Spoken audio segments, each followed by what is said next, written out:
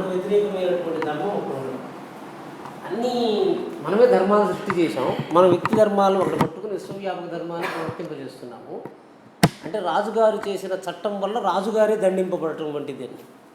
ఆయన ఒక చట్టం చేశారు, అది ఆయన్నే వ్యాపించేసింది. అంటే అథర్వణ వేదంలో, ఋగ్వేదంలో, యజుర్వేదంలో పరమాత్ముడు చట్టం చేసేంత వరకు పరమాత్ముడికి అవకాశం ఉంది. చట్టం చేసేసిన తర్వాత ఆయన వ్యక్తిగా ఆ చట్టం చేతగాన దండింపబడేట్టుగా ఉంటే ఇంకా అతన్ని భగవంతుడు కూడా రక్షించలేడు. మనువు ఇత్యాదులందరూ ఆ విధంగా వ్యక్తి వ్యాపక ధర్మాన్ని నిర్మాణం చేశారు. కాబట్టి మనం ఎక్కడ జాగ్రత్తగా ఉండాలంటే నియమాన్ని చేస్తున్నప్పుడు వ్యక్తి దోషం ముందర మనం ఆ దోషం చేత కొట్టబడకుండా ఉంటేనే ఆ వ్యక్తి వ్యాపక ధర్మాన్ని మనం అంగీకరించాలి. లేకపోతే అది మనకు ప్రమాదం అవుతుంది.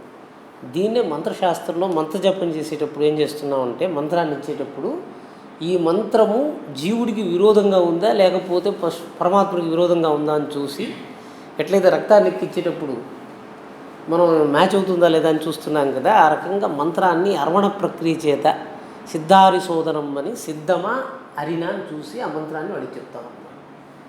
అంటే ఒకటి ఉపాసన చేస్తున్నప్పుడు వ్యక్తి విరుద్ధములు కానటువంటి ధర్మములు కనీస పక్షం మనలో ఉండాలి.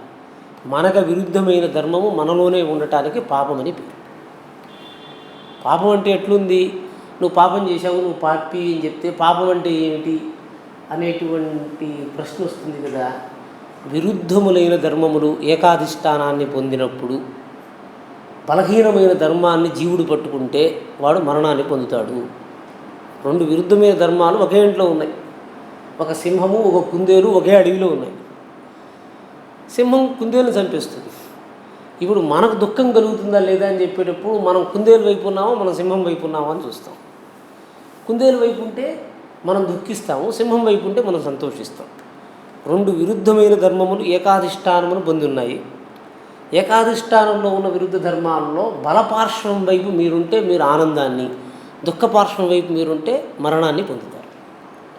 ఖచ్చితంగా ఏ అధిష్టానం కూడా విరోధ ధర్మాలు లేకుండా ఉండవు కదా. అంటే మనది అధిష్టానం అంటే జీవుడు. జీవాధిష్టానంలో విరోధ ధర్మాలు ఉన్నప్పుడు ఏది ధర్మజయం చేయగలుగుతుందో మీరు దాన్ని పట్టుకోవాలి. అందుకే నేను చెప్తున్నప్పుడు నిన్న ఒక చిన్న ప్రస్తావన వచ్చింది. ఇంట్రడక్టరీ పార్ట్ ఏమిటంటే, ఇప్పుడు మనం ఏం చేస్తున్నామనంటే కృష్ణుడు భగవద్గీత చెప్పాడు అని భగవద్గీత పాఠాన్ని నేను మీకు చెప్తున్నాను అనుకోండి. మన వరకు మనందరం అంగీకరించాము, భగవద్గీత పట్ల గౌరవం ఉన్నది, మన మతాన్ని అనుసరించి మనం వెళ్ళిపోతున్నాం. అదే ఎక్కడో అమెరికాలోనో ఎక్కడో రష్యాలో ఈ మధ్య చర్చ జరిగినట్టుగా గీతాశాస్త్రాన్ని చదవటానికి రష్యన్స్కి ఒప్పుకోవాలా లేదా అని క్వశ్చన్ వస్తే, అర్జునుడు యుద్ధం చేయనున్నాడు, యుద్ధం చేయనున్న వాడిని యుద్ధానికి ఉసిగొల్పటానికి చెప్పినటువంటి సంభాషణ చదివితే అందరూ యుద్ధం చేస్తారు కాబట్టి అది టెర్రరిస్ట్ టెక్స్ట్ అయిపోతుందని. అంటే ఇప్పుడు కృష్ణుడు ఒక టెర్రరిస్ట్ని అంటే యుద్ధం చేసి భయపెట్టమని చెప్పే పుస్తకాన్ని ప్రపోజ్ చేశాడు కాబట్టి రష్యన్స్ భగవద్గీత చదవకూడదు కాబట్టి రష్యాలో భగవద్గీత నిషేధించారు. ఇప్పుడు మనం యోచిద్దామండి, కృష్ణుడు స్వయాన మేనమామని చంపేశాడు. అంటే భగవంతుడు కదా, మేనమామను చంపిన వాడు ధర్మాన్ని చెప్తే మీరేం వింటున్నారు అని మనల్ని ప్రశ్న వేస్తే మనం సమాధానం చెప్పలేకపోతే మనం ధర్మమని భావించింది మనకు విరోధమైపోతుంది. అంటే మన అంతఃకరణంలో తెచ్చుకున్న ధర్మాలు విరోధ జ్ఞానం లేకుండా అంతఃకరణానికి తెచ్చుకున్న తర్వాత అవి ధర్మత్వాన్ని కోల్పోతే అవి మనం సంహారం చేసేస్తాయి. ఇప్పుడు మీరు ఈ ప్రశ్న నేను వేస్తూనే అవునండి మేనమామను చంపిన వాడిని నేను గురువుగా అంగీకరిస్తున్నాను అని మనందరం ఒప్పుకున్నట్టయింది కదా. అట్టయితే కృష్ణుడు గొప్పవాడు ఎట్లయినాడు అంటే దీనికి మళ్ళీ మనకు ప్రశ్న తెలియకపోతే మన ధర్మమే మనకు విరోధమైపోయింది చూడండి. అప్పుడు శాస్త్రం చెప్పింది అసలు మేనమామను చంపటం కాదు, మనం ప్రతిరోజు చీమల్ని, ఏనుగుల్ని, పిల్లుల్ని, కుక్కల్ని కూడా తెలుసో తెలియకుండా చంపేస్తున్నాం. పంచశూనములు అని అన్నారు. చంపటం తప్పని ఎవరు చెప్పారు?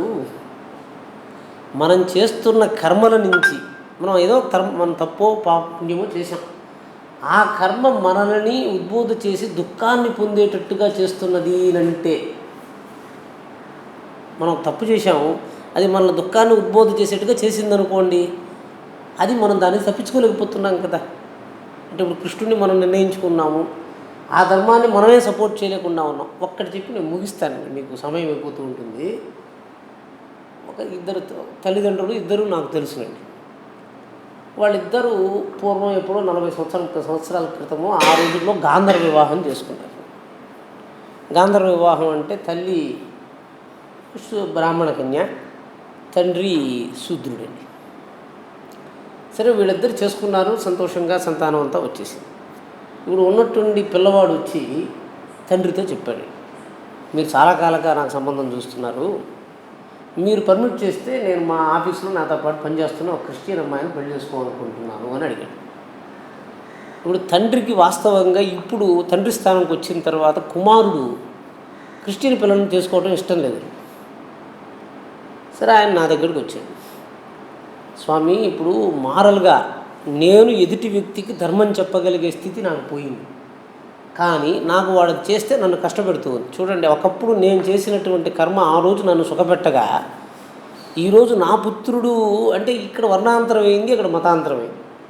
ఈయన చెప్పడానికి పోతుంటేనే పిల్లవాడు చెప్పేస్తున్నాడు, నువ్వు వర్ణాంతరం చేసావు, ఆ రోజు వాళ్ళు కష్టపడ్డారు, నేను మతాంతరం చేస్తాను, దానివల్ల కష్టం ఏమైంది అని అడుగుతున్నాడు అతను. అంటే ఒకప్పుడు మనం చేస్తున్నటువంటి ధర్మమే మనం ధర్మ పరిపాలనకు వచ్చేటప్పటికీ ఆ ధర్మం చేతనే మనం కొట్టేయడం తటస్థిస్తే అది మనకు పాపంగా చెప్పబడింది వేదంలో. ఏదైనా ధర్మమే, కానీ మీరు అనుష్ఠించిన ధర్మము జీవన కాలంలో కానీ కాలాంతరంలో కానీ మీకు ఎదురుగా నిలబడి మిమ్మల్ని ప్రశ్నించే స్థితి రాకూడదు. అపాపానికి ఇదండి నిర్వచనం. పాపం కాదు అని చెప్పాలంటే ఏంటి? నువ్వు ద్వేషిస్తున్నావంటే ఆ ధర్మము జీవితకాలం ద్వేషింపబడాలి, ఎక్కడున్నా ద్వేషింపబడాలి. వ్యక్తిలో నేను ద్వేషిస్తాను, మళ్ళీ విశ్వంగా నేను ప్రేమిస్తానని చెప్పడానికి నియమాన్ని కల్పించకూడదు. అంటే ఇది మీకు ఉపాసన చేస్తూ అప్పుడే దేవతలు గుర్తిస్తారు మనకు. అంటే మీ వంటి వారు లోకంలో ధర్మాన్ని పదాధికారంలో ఉండి నిర్వర్తిస్తున్నటువంటి వాళ్ళకి విశ్వ వ్యక్తి ధర్మ నిర్మాణ సూత్రంలో ఉన్నటువంటి సునిశత్వం తెలియాలి. విశ్వధర్మం ఇది విశ్వధర్మము, ఇది వ్యక్తి ధర్మము, ఇది ఇట్లా నిర్మాణం చేస్తున్నాము, నిర్మాణం చేయటంలో మనమే దానికి బలి కాకుండా ఉండేటట్టుగా ఎట్లా చేయాలి, ఇవి తెలిస్తేనే పరమాత్ముడు తన్ను తాను లోకంలో ఉద్ధరించుకోవటం కోసము తనకు విరుద్ధం కాని ధర్మాలతో వేదాన్ని నిర్మాణం చేశాడు. వేదం అంటే భగవద్ధర్మాన్ని పట్టుకుని అనుష్ఠిస్తున్న వాళ్ళకి కాలాంతరంలో, అంటే ఇప్పుడు వేదం ఎందుకు చదవాలంటే ఈ తండ్రి గారు ఎవరైతే అప్పుడు వర్ణాంతరం చేసుకుని నేను సరిచేశాను, దాంట్లో ఏముంది వివాహమే కదా చేసుకున్నాను అనుకున్నవాడు కాలాంతరంలో ఆయనకి ఆ ధర్మం విరోధంగా వచ్చేటట్టుగా వచ్చేసింది. చూసారా? ఏ ధర్మాన్ని అనుష్ఠిస్తే జీవితకాలంలో మనకు మళ్ళీ ఆ ధర్మం విరోధంగా భాషించదు అని తెలియచేయటానికి ప్రమాణం ఏదైతే ఉందో అది వేదం అని చెప్పారు. మనం ఈరోజు మనం సమానంగా తీసేసుకున్నాము, కానీ వేదం చెప్పింది ఈ ధర్మాన్ని నువ్వు ఈరోజు అనుసరించావు, రేపు అది నిన్ను కష్టపెడుతుంది. కాబట్టి పరస్పర విరోధ ధర్మాలను ఉత్పత్తి చేసేటువంటి జ్ఞానాన్ని నుంచి జాగ్రత్తగా ఉద్ధరించుకోవటం కోసమే మనం దేవతల్ని ఉపాసిస్తున్నాం. ఇప్పుడు మెడికల్గా వస్తే మామూలుగా ఏంటంటే మీకు అరిస్టాటిల్ ఫస్ట్ టైం రక్తాన్ని ఎక్కించాడండి పశువులు. మనుషుడికి గాయం తగిలిందండి, గాయం తగిలితే అంతవరకు బ్లడ్ ట్రాన్స్ఫ్యూషన్ లేదండి. First time Aristotle experimented with blood transfusion. మనుషులు ఎవరు ఇవ్వటానికి సిద్ధంగా లేదు. అప్పుడు ఏం చేశాడంటే ఒక దూడ, అప్పుడే పుట్టినటువంటి దూడ నుంచి రక్తాన్ని తీసి ఒక మనుషుడికి ఎక్కించాడు. ఎక్కిస్తే వాడు బతికాడు. అదే యాదృచ్ఛికంగా ఏమైందంటే 20 సంవత్సరాలు బ్లడ్ ట్రాన్స్ఫ్యూషన్ చేరిన తర్వాత అతనికి మళ్ళీ ప్రమాదం వచ్చింది. అదే అరిస్టాటిల్ అతనికి మళ్ళీ ఇంకొక దూడ రక్తాన్ని ఎక్కించాడు. ఆ పిల్లవాడు చచ్చిపోయాడు. అంటే ఏంటి? దీన్ని కృష్ణుడు ఏం చెప్పాడంటే యోగక్షేమ అన్నాడు. యోగ క్షేమ. యోగ క్షేమ అంటే నాలో చేరుతున్న నియమము. ఇప్పుడు ఎవరో ఒకసారి ఎక్కడో గుజరాత్ నుంచో ఎవరో స్వామి మిమ్మల్ని కలవాలంటున్నారు, ఎవరో వర్తమానం పంపించారు. అంటే ఉదాహరణకి నాకు ఒక నాయకుడు తెలుసును, సిన్హానే తెలుసు అనుకోండి. సిన్హా తెలుసు అని అనుకుంటే సిన్హా తెలిసిన తర్వాత ఒకడు ఉన్నట్టుండి వచ్చి స్వామిని చూడాలనుకుంటున్నానండి, ఇంకో జడ్జి నాకు వర్తమానం పంపించారు. నేను మాట్లాడవద్దా అని నేను యోచిస్తున్నాను. ఎట్లా చెప్పాలి? How can I fix the criteria that I can accept in to see or not to see? వెంటనే నేనేం విచారణ చేయాలంటే ఆల్రెడీ ఇప్పటికే నాలో ఒకటి ఉంది కదా, ఆయన దగ్గరికి వెళ్ళి అడగాలి, అయ్యా నన్ను ఎవరో చూడదలుచుకుంటున్నారు, ఈ వచ్చేటువంటి వ్యక్తి నీకు విరోధం కలిగిస్తున్నవాడా, నీకు దుఃఖం కలిగిస్తాడా అని అతను విచారించాలి. అప్పుడు విచారిస్తే అయ్యా నాకు దుఃఖం లేదు మీరు చూడవచ్చు అంటే దాని పేరు క్షేమము అని పేరు. మన ఇంట్లో ఒక పిల్లని తెచ్చుకుంటున్నాము, మన ఇంట్లో వచ్చే పిల్ల మన తల్లినో మన అమ్మనో మన కుమారున్నో మన నుంచి వేరు చేసేదిగా ఉండకూడదు. అంటే లోపలికి చేర్చుకునే ఏ నియమం కూడా అంతకు పూర్వము చేర్చినటువంటి నియమాన్ని నాశనం చేసేదిగా ఉండకూడదు. నియమాన్ని నిర్మాణం చేసేటప్పుడు you have already something with you. A new friend should not destroy the old friend. So then only the friendship continues. If a new friendship you are inviting is creating destruction of the old friendship, then the new friend will destroy everything. So that's why this is again the Vedic principle. So see that ఇప్పుడు మీకు స్నేహంలో విరోధం వస్తుందండి. ఉదాహరణకి తండ్రి గారు కుమారుడు ఇద్దరు ఉన్నారండి మనతో పాటు. కాలాంతరంలో అన్నదమ్ముల్లో ఒకడు తండ్రితో విరోధం వచ్చింది.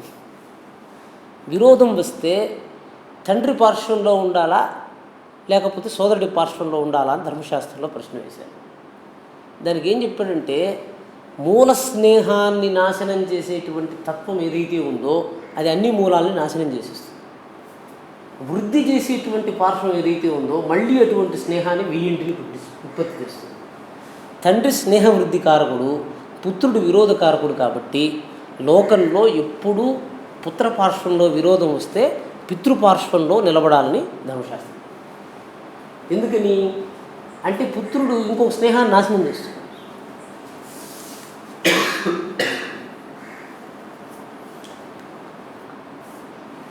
పుత్రుడు స్నేహాన్ని నాశనం చేస్తున్నాడు కదా, మనతో పాటు స్నేహనాశనం ఎవరు చేస్తున్నారు అంటే స్నేహనాశనం చేస్తున్నవాడు ఆగామి స్నేహధర్మాన్ని నాశనం చేసేస్తాడు.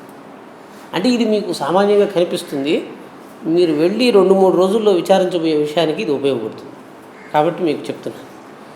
అంటే మీకు ఈ యొక్క వేదోక్తమైనటువంటి ధర్మం చేత ఈ విచారణ చేయవలసినటువంటిది ఒక రాష్ట్ర స్థాయిలో మీరు చర్చించవలసి వచ్చే సందర్భాన్ని నేను మీకు చూపిస్తున్నాను. అంటే దీన్ని గుర్తుంచుకోండి, అది జ్ఞాపకం వచ్చినప్పుడు ఇది మీకు విచారణకు ఉపయోగపడుతుంది. అంటే ఇది మనుస్మృతిలో అంటే వేద విరుద్ధం కాకుండా మనం ఎట్లయితే ధర్మ విచారణ చేయగలమో ఇది సూచిస్తుంది. అంటే స్నేహ ప్రతిపాదనం అంటే ఎప్పుడు మనం స్నేహాన్నే కోరుతూ ఉండాలి, విరోధాన్ని కాదని వేదం. ఎందుకంటే మీరు స్నేహ పార్శ్వమా విరోధ పార్శ్వమా అంటే వేరు చేసే దాని వైపు కూడా ఉండవలసి వచ్చిందనుకోండి, అప్పుడు విరోధ పార్శ్వం తీసుకోండి. ముక్తులు అంటే మోక్షాన్ని పొందేవాళ్ళు విరోధ పార్శ్వంలోకి వెళ్ళాలి అని ఒక సిద్ధాంతం. అంటే వదిలిపెట్టేయాలి కాబట్టి అన్నీ. సంసారాన్ని కోరేవాళ్ళు స్నేహ పార్శ్వాన్ని కోరాలి అనేటువంటి ఒక ధర్మం. అంటే స్నేహాన్ని ప్రతిపాదించేటువంటిది వృద్ధిని చెప్పే ధర్మాన్నే మనం పట్టుకోవాలి.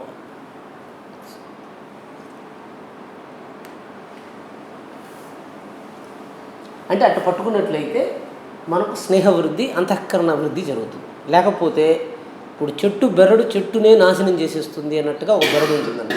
ఆ బెరడుని చెట్టు వదిలేస్తుంది, విరగొట్టి పారేస్తుంది, పెట్టుకోదు కూడా. ఎందుకు? బెరడు చెట్టు యొక్క వృద్ధిని పెరగనివ్వదు. చెట్టు యొక్క మధ్యలో ఉన్న గుజ్జుని నాశనం చేయకూడదు, బెరడనే తీసిపెట్టేయాలి అని చెప్పి వృక్ష న్యాయం చెప్తుంది.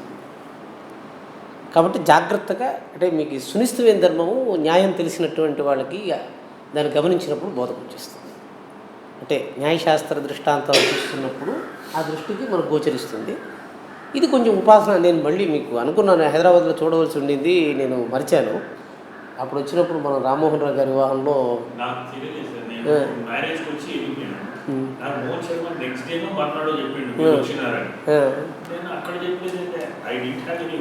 రైట్ అదే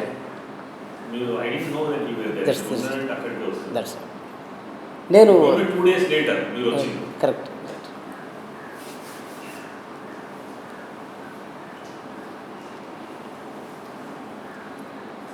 మీకు టైం అయిపోతుంది. ఎన్ని గంటలకు వెళ్ళాలి? 2 o'clock.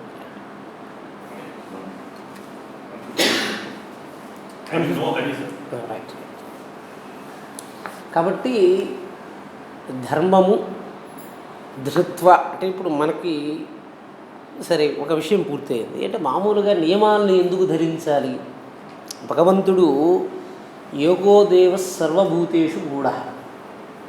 ఏకో దేవ అంటే పరమాత్ముడు ఒక్కడే అన్ని ధర్మాల్ని ధరిస్తున్నాడు. అంటే ఇప్పుడు ద్వేషము ప్రీతి అనే రెండు ధర్మాలు భగవంతుడే ధరిస్తున్నప్పుడు భగవంతుడు అన్ని ధర్మాలని ఎట్లా విరోధం లేకుండా ఇప్పుడు మనమైతే ఇక్కడ ఉన్న అధిష్టానాన్ని మార్చగలుగుతున్నాం, కానీ అదే పరమాత్ముడి యొక్క స్థానం. అంటే ఇది నా ఇల్లు అని అనుకున్నప్పుడు ఏకాధిష్టానం వచ్చింది. విశ్వవ్యాపకమైనటువంటి పరమాత్ముడికి రెండు ధర్మాల పట్ల విరోధమో ప్రీతో ఎట్లా కలుగుతుంది అని అడిగారు. అంటే ఇప్పుడు this is the universe. Let us suppose a tiger is there in my premises. What can I do? I have to set it out of my premises. If I say that set it out of my premises, what extent my premises is existing? And if I tell my premises is this much, then I can set the tiger outside. But for Supreme, he himself is the premises. So then how Supreme will set away the tiger from his own premises? వ్యాఘ్రాన్ని తన యొక్క premises నుంచి భగవంతుడు బయట పెట్టలేడు కదా. అంటే ఇప్పుడు భగవంతుడు దానికే నియమం చెప్పాడంటే ఇప్పుడు నేను మీకు చెప్పింది జీవభావాన్ని పట్టుకుని ఉన్నప్పుడు అన్నాడు. అంటే మీ ధర్మాన్ని రక్షించాలి కదా, మీ శరీరాన్ని మీరు రక్షించాలనుకున్నప్పుడు. పరమాత్మ ధర్మాన్ని రక్షించవలసి వస్తే యస్మిన్ సర్వాణి భూతాని ఆత్మన్యేవానుపశ్యతః తత్ర కో మోహః కో ద్వేషః ఏకత్వం అనుపశ్యతః. ఇప్పుడు మీరు పులిని ద్వేషించవలసి వస్తే ఎందుకు పులిని ద్వేషించవలసి వచ్చింది అని అడిగాడు. ఇంతవరకు ద్వేషం ఉంది అని మీకు తెలిసిపోయింది, that's why have no problem. ఇప్పుడు పులిని ద్వేషించాలండి, ఎందుకు ద్వేషిస్తారు పులిని అంటే మనకు ప్రీతికరమైన ఒక వస్తువు ఉంది, ఆ ప్రీతికరమైన వస్తువుని అది పట్టుకెళ్ళిపోతుంది, మన నుంచి వేరు చేసేస్తుంది. అటువంటి పులి మన దగ్గర ఒకటి కూర్చుంది.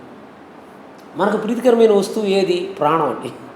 పులిని మనం ఎందుకు ద్వేషిస్తున్నాము అంటే ప్రాణం అహం, ప్రాణము నేను. అంటే మనం గాలిని నేను అని ఉపాసిస్తూ ఉంటాం.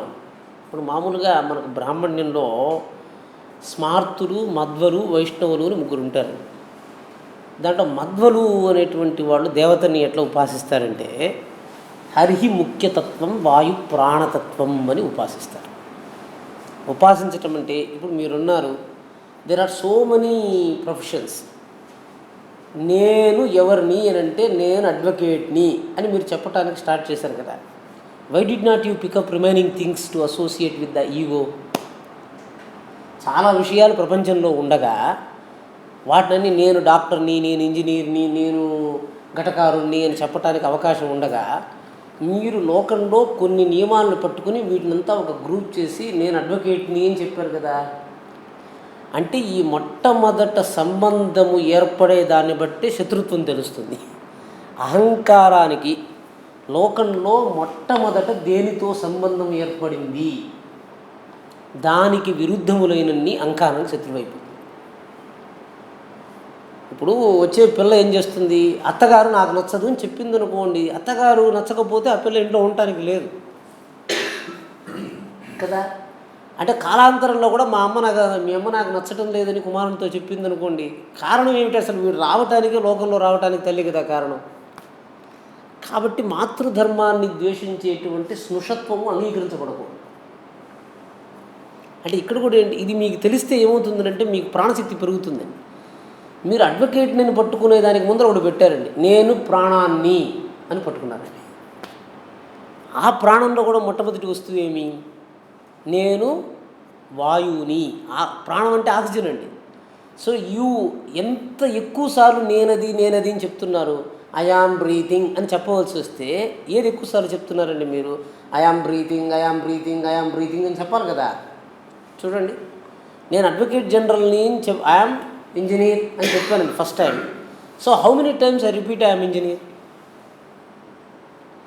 So now how many times if I have to tell that what I am doing, I am breathing అని ఒక్కసారి చెప్పి వదిలేస్తున్నానండి. But how many times I am breathing?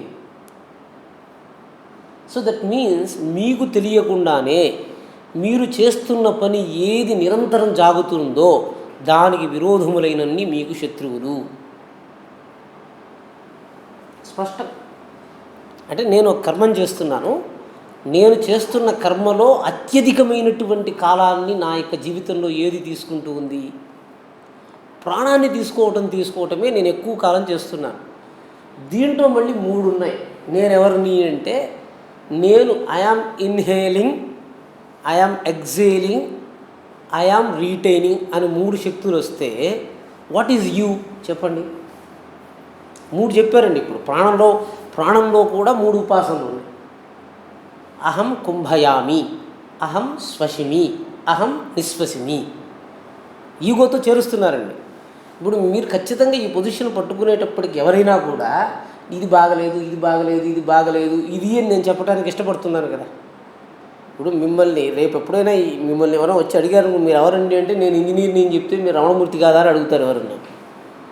So మీ దగ్గర ఉన్నటువంటి పెద్ద లిస్టులో ఒకదాన్ని ఇమ్మీడియట్గా చెప్పేస్తారు మీకు తెలియకుండా. ఇప్పుడు వీళ్ళు ఎవరైనా రిటైర్ అయిపోతే నేను రిటైర్డ్ ఇన్స్పెక్టర్ అండి అని చెప్పారు అనుకోండి ఒక ఆయన. So why did not tell I'm Srinivas? That means మీరు దేన్ని నేనని అతిగాఢంగా భావిస్తున్నారో మిగిలిన వాటిని త్యజించి దాంతో చెప్తున్నారు. దాన్ని బట్టే మీకు విరోధం తెలుస్తుంది. మీకు ప్రాణశక్తిలో ప్రాణం తీసుకుంటున్నారు కదా, are you more inhalation or more exhalation or you otherwise retaining? చెప్పండి. అంటే ప్రాణశక్తి 3 భాగాలైంది. 3 భాగాలైతే అవి పంచప్రాణాలు 3 భాగాలైంది. ప్రాణాపానోదాన సమాన జ్ఞానాలు 5 ప్రాణాలు. అంటే I'm telling the core principle of not dying. ప్రాణ విరోధాన్ని మీరు చేరిస్తే మీకు మృత్యు వచ్చేస్తుంది. దీనికి దృష్టాంతం ఏమిటంటే, అంటే కొంచెం దుష్టమైన ఉదాహరణ చెప్పిన వేదాంత పంచదశలో శంకర భగవత్పాదులు చెప్పిన ఇదే ఉదాహరణ చెప్తున్నాను. రాజుగారి భార్యతో సమాగమం చేస్తే మరణం వస్తుందని సేవకుడికి తెలుసండి. తెలిసినా కూడా రాజుగారి సేవకుడు రాజుగారి భార్యతో ఉన్నాడండి. ఎందుకు అని అడిగి, తెలిసినా కూడా ఎందుకు ఉన్నాడు అని అడిగాడు. అప్పుడు అదే చెప్పాడు, నేను వ్యాధిగ్రస్తుని, మధుర పదార్థాన్ని తింటే నేను చచ్చిపోతాను అని వాడికి తెలుసండి. చక్కెర తింటే నేను చచ్చిపోతానని తెలియని వాడు ఎవరు? Diabetic patient. కానీ తెలిసినా కూడా తద్విరుద్ధమైనటువంటి కర్మలు చేస్తున్న వాళ్ళందరూ పరవశులు అని చెప్పుకుంటారు. మీకు ధర్మం తెలుసండి, మీకు ధర్మం తెలియదు, నేను ధర్మం చెప్పటం లేదు, అందరికీ ధర్మం తెలుసు. కానీ ధర్మము తెలిసిన తర్వాత కూడా ధర్మ విరుద్ధమైనటువంటి ప్రవృత్తి పట్ల ఆకర్షణ కలిగి ఉన్న వాళ్ళు ఉన్నారు. వాళ్ళని ఎట్లా మనం రక్షించాలి? అయ్యా నీకు ఆరోగ్యం బాగలేదు, నీకు ప్రమాదము, డాక్టర్ చెప్తున్నారు, మీకు అర్థమైపోతూ ఉంది, చక్కెర తినకుండా ఎందుకు ఉండలేకపోతున్నారు అంటే వీళ్ళందరూ విధివశ. వాళ్ళని గురువే కాపాడగలడు, ఇంక వేరే వాడు కాపాడలేడు. నిర్బంధించాలి, దండించాలి, కట్టేసేయాలి. వాడు కట్టేసినప్పుడంతా కష్టపడుతూ ఉంటాడు కానీ వాడికి మరణం రాదు. అంటే గురుబంధంలో ఉన్నటువంటి వాడికి మరణం రాదు. అందువల్ల అంటే శాస్త్రము మనల్ని బంధించేవి, శాస్త్రము, గురువచనము, మాతాపిత్రాదులు, వీళ్ళ ముగ్గురు ధర్మ విరుద్ధంగా మనల్ని వెళ్ళనివ్వరు. శాస్త్రం మిమ్మల్ని అంటే మనం ఏం చేయాలి? వాడు బంధించినా వాళ్ళ బంధనను ప్రీతిగా స్వీకరించే శక్తి ఉండాలి. వాళ్ళు అంటే ఇప్పుడు మీకు నేను చెప్పాను కదా, ఈ తప్పు చేస్తున్నాడు, వాడిని ఎవరు ఆపుతారండి? వాడు కాన్షియస్ వెళ్ళు, రాజపత్ని దగ్గరికి వెళ్ళు అని చెప్తూ ఉంటే వాడిని కాపాడగలిగిన వాడు లేడు. అంటే స్వవిరుద్ధమైనటువంటి మరణోద్బోధకమైనటువంటి ప్రాణ వికర్షణ హేతువైనటువంటి ధర్మాన్ని మీకు తెలిసిన తర్వాత, వేరే ధర్మం లేదండి లోకంలో, ప్రాణధారణ యోగ్యమైనటువంటి ఇది మంచిదండి, ఇది చెడ్డదండి ఎవరు చెప్తారండి? ఎవ్వరు చెప్పరండి, మీకే తెలిసిపోవాలి. పుస్తకాల్లో చదువుకుని people like you will not find time to read the text books. By it self it should be known to you. నేను తప్పు చేస్తున్నానా రైట్ చేస్తున్నానా మీకు ఎట్ట తెలుస్తుంది? మీకు చేయబడినటువంటి ప్రాణధారణకు విరోధమైనటువంటి తత్వధారణ మీరు చేస్తే మీకు మృత్యు వచ్చేస్తుంది. మీరు దేన్ని పట్టుకుని ఉన్నారు? ప్రాణంలో మీరు శ్వాస కాదు, గుర్తుపెట్టుకోండి. ఎట్ట తెలుస్తుందండి? మీరు బ్రీత్ చేస్తున్నారు కదా, which breathing component is done by you అని అడిగారు.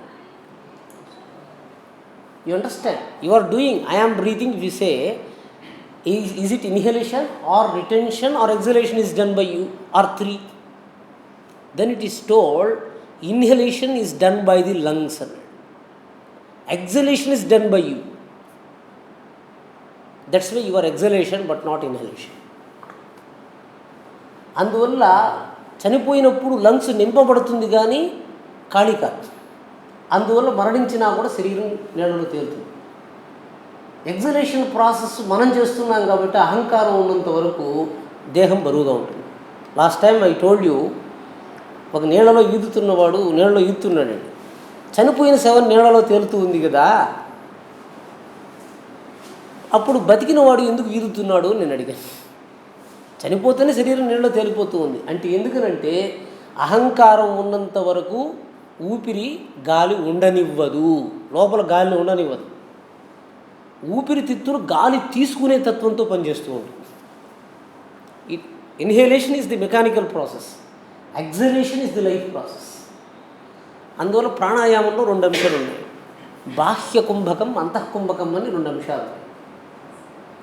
బాహ్య కుంభకం అంటే బాలిని లోపలికి రానివ్వకుండా ఎవడు పట్టి ఉంచగలడో వాడు పరమాత్ముడు తెలుసుకుంటాడు.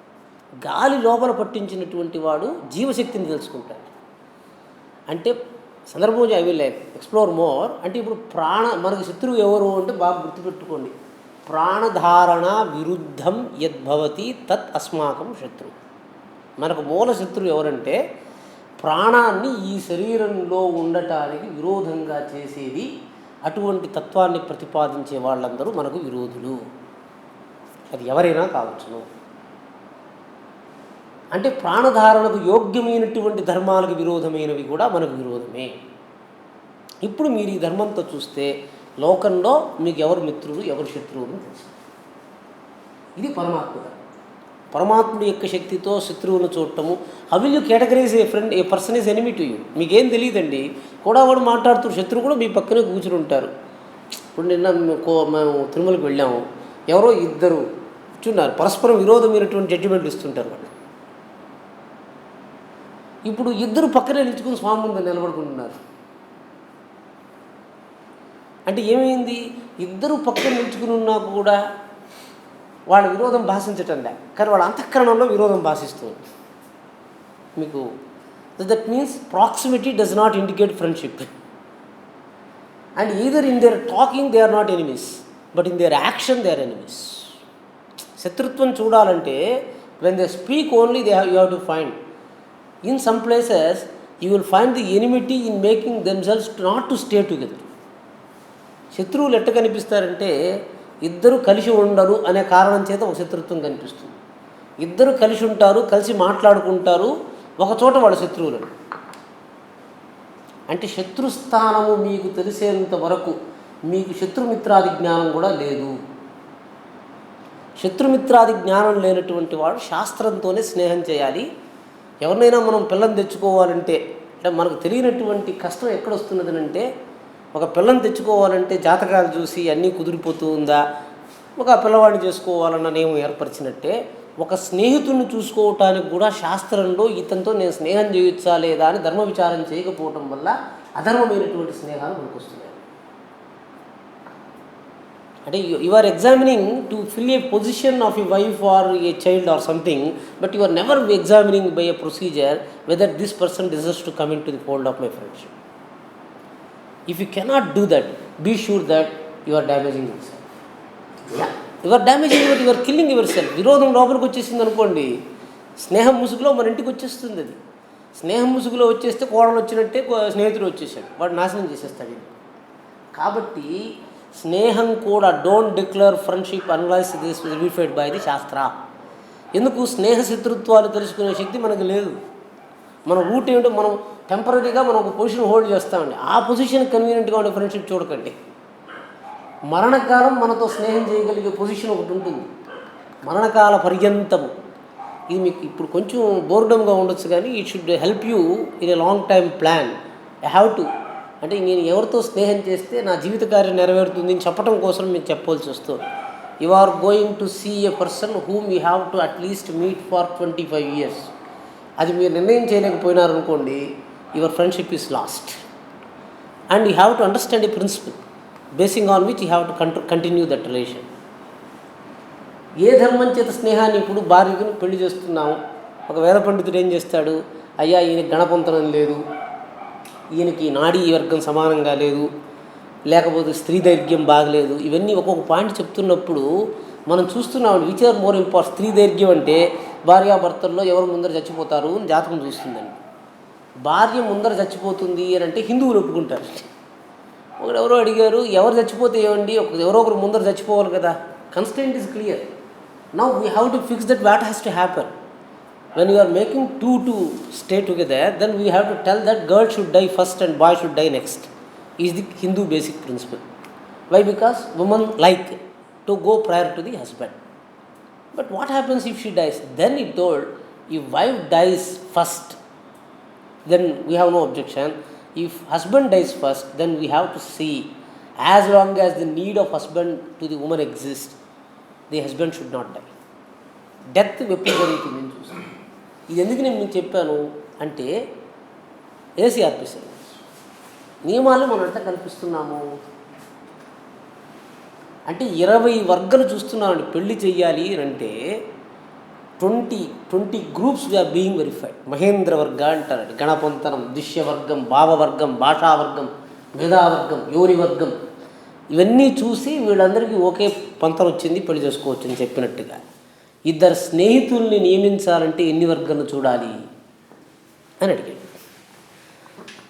అన్ని వర్గాలని నియమించకుండా స్నేహాన్ని చేసుకుంటున్న వాళ్ళు ధర్మ విరోధమైన స్నేహం చేసుకుంటారు.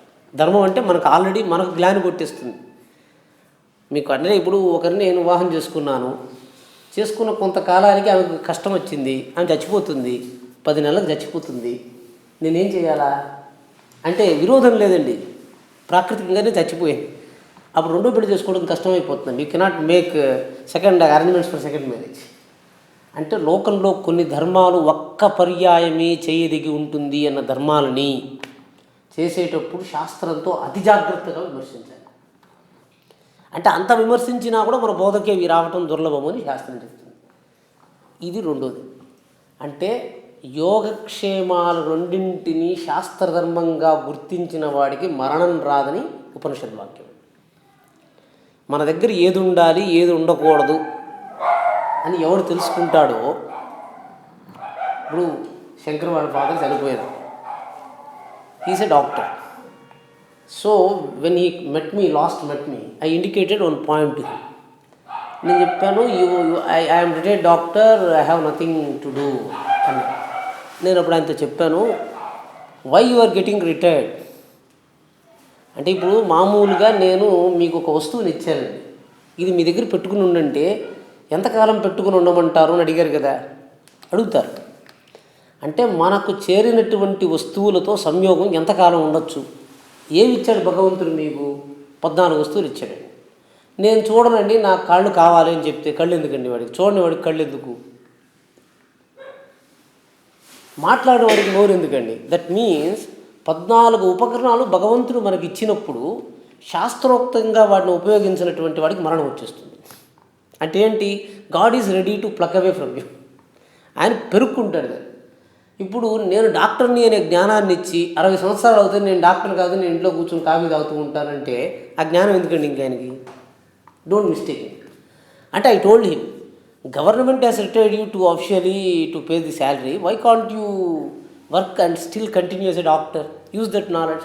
That means whatever you discard creating a cause unofficially by you, and know that causes your death. Your death.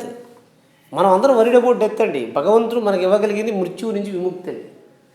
మనము ఇంద్రియాలను విడిచిపెట్టడానికి మనమే కారణం చెప్పేస్తే నేను రెస్ట్ తీసుకోవాలంటే ఇంద్రియాలు ఎందుకండి? కాబట్టి ఎటువంటి పరిస్థితుల్లో కూడా విశ్రాంత మనస్సుతో ఉంటానంటే ఇంద్రియాలు వదిలిపెట్టేయాలి. పర్పస్లెస్గా why you carry camera unlessly capturing the images of the world. పట్టుకుని పోతూ ఉంటే కెమెరా ఎందుకండి? కాబట్టి what to capture and how to capture, when to capture, what not to capture, Veda says. Now just before I indicated you what to capture, what not to capture, ఏది చూడాలి ఏది చూడకూడదు. అంటే అంతఃకరణ విరోధం, అంతఃపూర్వమే స్నేహ వృత్తిని అవలంబించిన వృత్తికి విరోధమైంది ఎవరు చెప్పినా వినకూడదు. మీ బోధలో మీకు వచ్చినా కూడా మీరు ఆల్రెడీ హ్యాపీ అండి, మీకే ఉన్నట్టుండి ఇదేమైనా జరుగుతూ ఉంది అంటే జరగంది అసలు ఎందుకు తీసుకోవాలి యోచనతో. కాబట్టి అంతఃకరణం నుంచి మీకు విరోధం రావచ్చు, బాహ్యలోకం నుంచి విరోధం రావచ్చు, ఎక్కడి నుంచైనా రావచ్చు. కానీ పూర్వ ఉపస్థితమైనటువంటి జ్ఞానానికి విరోధాభాసాన్ని కలిగించేది పట్టుకుంటే దాన్ని విడిచిపెట్టేలోగా మీకు మృత్యు వచ్చేస్తుంది. గ్రౌండ్ని వదిలిపెట్టి మన ఆకాశాన్ని పట్టుకోలేం కదా. ఏది ఆధారమో దాన్ని విడిచిపెట్టకూడదు. ఇది మనకు ఉపాసనలో రెండో విషయం. ఉపాసన చేస్తున్నామంటే ఇప్పుడు మీకు చెప్పాను, నేను అడ్వకేట్ని అని మీరు పట్టుకున్నారు కదా, పట్టుకున్న తర్వాత నెక్స్ట్ ఇంకోటి పట్టుకుంటే అది దీనికి విరోధంగా ఉండిందంటే అది చచ్చిపోతుందా, ఇది చచ్చిపోతుందా చెప్పాలి. అంతే కదా, మనం పట్టుకున్న పూర్వవృత్తికి విరోధమైన వృత్తిని పట్టుకుంటే ఏది చచ్చిపోతుంది మీరు చెప్పకపోతే మీకు తెలియకుండా ఒకదాన్ని కూడా చంపేస్తుంది. మీరే చెప్పేసేయాలి, ఇవి 2 నా దగ్గర ఉన్నాయి, అయ్యా నేను గవర్నమెంట్ ఆఫ్ ఇండియాలో పనిచేస్తున్నాను, నేను ఎలక్షన్లో వెళ్తున్నానంటే గవర్నమెంట్ చెప్పిందని. రాజుగా ఉండాలనుకుంటే, ప్రజల చేత ఎన్నుకోబడాలంటే ప్రజలకు సేవ చేసే స్థానంలో ఉండకూడదని చెప్పి, అంటే వాడు ప్రజాద్రవ్యంతో జీవించేవాడుగా ఉండకూడదు. అప్పుడు వాడు ఏం చేయాలి, దీన్ని విడిచిపెట్టి దాన్ని పట్టుకోవాలి. అది నిర్ణయం చేసుకోలేకపోయినాడు అనుకోండి, ఒకదాన్ని ఒకటి కొట్టేస్తాడు. So that's why one must be again careful. దీన్ని ఏం చెప్పాడు, అధచిత్తం సమాధాతం నశక్నోషి మయి స్థిరం అభ్యాస యోగేన తతో మామిచ్ఛాప్తుం ధనంజయ. మీకు ఆ శక్తి ఉండదు, మీకంటే సంసారంలో ఎవరికీ ఇటువంటి శక్తి ఉండదు. అటువంటప్పుడు అభ్యాస యోగం చేత బలవంతంగా మీ యొక్క ధర్మాన్ని మీకు ఉద్బోధ చేసి, అంటే ఆరంభంలో ఏర్పడిన ధర్మాలు స్నేహధర్మాలు, ప్రాణధారణం ప్రధానమైంది, ప్రాణధారణ తర్వాత ప్రధానమైంది మాతాపిత్రాదులు, ఇట్లా మనం ఉపాసనా ద్రవ్యాల్ని ప్రారంభంగా చెప్పుకుంటూ రాదు. ఆ క్రమంలో విడిచిపెట్టేకపోతే నేను సమంగా ఉంటాను అని అనుకుంటే అది మన విరోధతను భాషను తెలుస్తుంది. సమత్వాన్ని మనం అంటే ఇప్పుడు దట్స్ వాట్ మన రామ్మోహన్ రావు గారు వచ్చినప్పుడు what I was mentioning him was those people while uttering a sentence use the first person. They are ultimate. A judge utters the judgment by using the first person, not the third person. No government official is permitted to use the first person in his note. Always all the language used by the government official should be the third person, because he has no right to claim the kartrutva of his own sentence. మనం note draft చేస్తున్నప్పుడు government అడిగిందండి, so నేనే I wanted to go to some camp, I want to go to camp permit me అని చెప్పి I should not draft the note. I told system analyst has to go to some place and this is the condition, so permit, authorities May permit. So that means what, I cannot say that I want to go, only system analyst has to go there. But a person who is powerful to use the first person. ఒక 10 నిమిషాలు మీరు మాట్లాడండి, injection గురించి చెప్తాడు, నేను మాట్లాడు. I mean to say we're not entitled to use first person in your language means we're not ultimate. ఇది మళ్ళీ మనకు అర్థం కావాలి. ఫస్ట్ పర్సన్ ఎవరు వాడి మాట్లాడతాడో వాడు రాజు అండి, ఎవడు థర్డ్ పర్సన్ వాడతాడో వాడు రాజు కాదు. ఇది బాగా గుర్తుపెట్టు. అందుకే సెల్ఫ్తో ఎవరు అసోసియేట్ చేస్తున్నారో వాడు రాజు అవుతాడు. ఎవడైతే సిస్టమ్ అనలిస్ట్ని రాజు చేయదలుచుకున్నాడో వాడు రాజు కాదు.